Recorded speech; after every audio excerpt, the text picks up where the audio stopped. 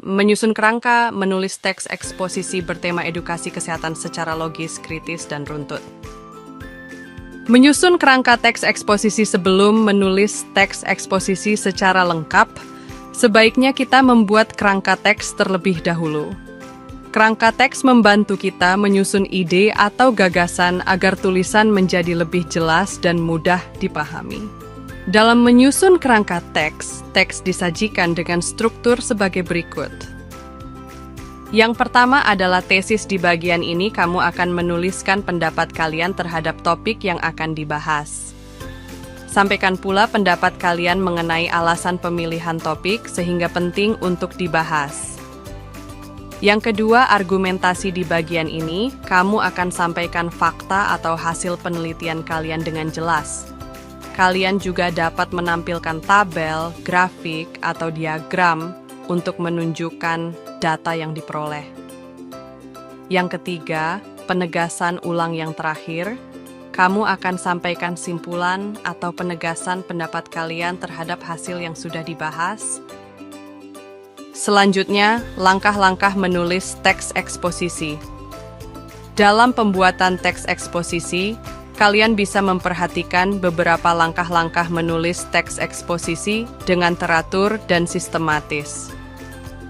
Berikut ini langkah demi langkah untuk menulis teks eksposisi.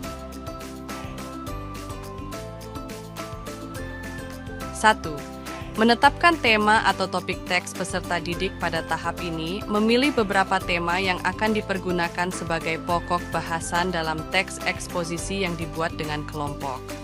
Topik atau tema adalah ide pokok yang akan dipergunakan sebagai dasar dalam pengembangan isi teks eksposisi. 2. Menetapkan tujuan yang mendasari peristiwa yang dipaparkan. Sebelum melaksanakan tahapan menulis lebih lanjut, peserta didik harus menetapkan tujuan menulis teks eksposisi yang dibuatnya. Tujuan teks eksposisi harus terkait dengan topik yang sudah dipilih. Setiap teks tentunya mempunyai tujuan yang akan disampaikan pada pembaca. Tujuan ini akan memberikan pengaruh yang positif. 3. Mengumpulkan data sesuai tema. Berdasarkan pengertian teks eksposisi yang tujuannya untuk menyampaikan gagasan dan diperkuat dengan data serta fakta. Sehingga peserta didik harus mengumpulkan data dan fakta tersebut dari banyak sumber yang mendukung tulisannya. Fakta yang didapat tidak bisa diperoleh dengan sembarangan. Perlu kecermatan penulis untuk memilih data yang sesuai dengan kebutuhan tema yang ditulis. 4. Menyusun kerangka teks eksposisi. Langkah selanjutnya yang harus dilaksanakan yaitu menyusun kerangka teks eksposisi. Kerangka teks bisa ditata berdasarkan urutan struktur.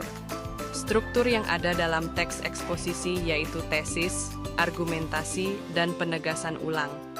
Pengarang bisa menyusun unsur-unsur terpenting dari setiap bagian struktur teks eksposisi. 5. Mengembangkan kerangka karangan menjadi teks eksposisi.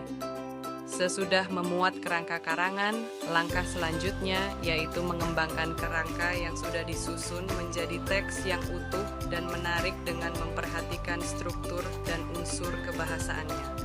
Teks eksposisi yang baik adalah mampu mengemukakan tujuan utama penulisan, yakni memberikan pengetahuan dan menambah wawasan pembaca. Contoh kerangka karangan teks eksposisi sebagai berikut. Berikut ini contoh kerangka teks eksposisi yang dapat digunakan sebagai panduan dalam menulis, agar ide atau gagasan yang disampaikan tersusun dengan rapi, jelas, dan mudah dipahami oleh pembaca.